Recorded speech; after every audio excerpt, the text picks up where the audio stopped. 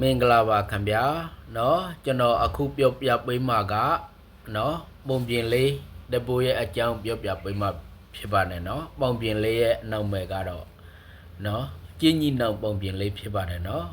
တစ်ခါကတုန်းကကျွန်တော်တို့ပေါ့ဗျာကျောင်းနှစ်တန်းဘွားကဆရာမားတွေဆရာလေးသင်ပေးခဲ့တဲ့ဒီကျင်းကြီးနောက်ပုံပြင်လေးကိုပြောပြမှာဖြစ်ပါတယ်เนาะဒီကျင်းကြီးလေးနောင်ပုံပြင်လေးကတော့ပေါ့ဗျာအရန်ကိုမှမှတ်သားစရာကောင်းတယ်ပေါ့ဗျာเนาะအဲ့ဒါမှသူတို့ညီကောင်နှစ်ယောက်ပေါ့เนาะအဖေအမေလည်းမရှိဘူးစရှာသွားနေတဲ့အချိန်မှာလေမွန်တိုင်းကြီးတန်တိုက်ခဲတဲ့အချိန်မှာပေါ့เนาะတကောင်ကရသေးရဟန်းစီရောက်သွားတယ်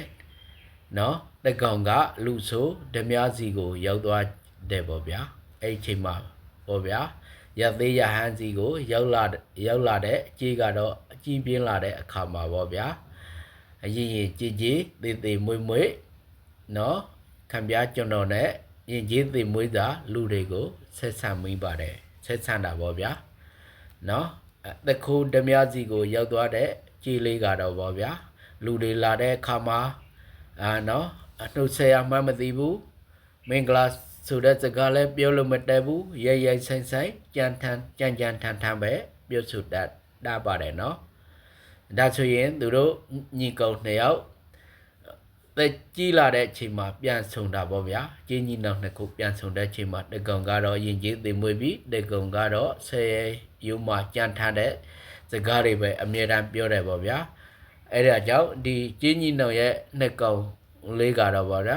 ညီကိုချင်းအတူပေမဲ့သွေးသားချင်းတူပေမဲ့เนาะကြည်ပြင်းလာတဲ့ပါဝန်းကျင်တစ်ခုကမတူတော့ဘူးဗျာဒီမှာကရသေးရဟန်းစီမှာကအေးချမ်းနေရပြီးတော့ရင်ကျေးတင်မွေတဲ့စကားလေးတွေကိုနားထောင်ရတယ်ပေါ့ဗျာเนาะရခိုးဓမြစီမှာကြည်ပြင်းတဲ့ကြီးကတော့ဗျာကြံထန်ရုံမှာဆယ်ရုံမှာနဲ့ကြည်ပြင်းလာတဲ့ဆိုတော့ဇရိတ်ကလုံးဝမတူတော့ဘူးဗျာအဲ့ဒါကြောင့်ကျွန်တော်ကကျင်းကြီးနှုံပုံပြင်လေးကိုပေါ့ဗျာမိတ်ဆွေတို့ကိုကျွန်တော်ကနေပြီးတော့ share link လုပ်ပေးတာဖြစ်ပါတယ်เนาะကျွန်တော်ရဲ့ကျင်းကြီးနှုံပုံပြင်ထဲကနေပြီးတော့တစုံတဦးရမယ်လို့ကျွန်တော်မျှော်လင့်ခဲ့ပါတယ်เนาะအဲ့ဒါကြောင့်ကျွန်တော်ကနေပြီးတော့အဲ့ဒီပုံပြင်လေးကိုတတိယလို့ကျွန်တော်ကနေပြီးတော့share link လုပ်ပေးသွားတာဖြစ်ပါတယ်เนาะ share link လုပ်ပေးသွားတာဖြစ်ပါတယ်ဒါကြောင့်တော့ကျွန်တော်ရဲ့ပုံပြင်လေးကိုနားထောင်သူ9ရဲ့သားသမီးများเนาะကျင်းကြီးနှုံပုံပြင်လဲရလို့ပဲเนาะပါဝန်းကျင်တဲ့ပွဲမှာအမျိုးမျိုးရှိတာပေါ့ဗျာအမျိုးမျိုးရှိတဲ့ထဲမှာဉာဏ်ပညာနဲ့သတိနဲ့ပညာနဲ့နေဖို့လိုပါတယ်ကြည်ရှုသူအလုံးကိုယ်စိတ်နဲ့ပြကျမ်းမှချမ်းသာကြပါ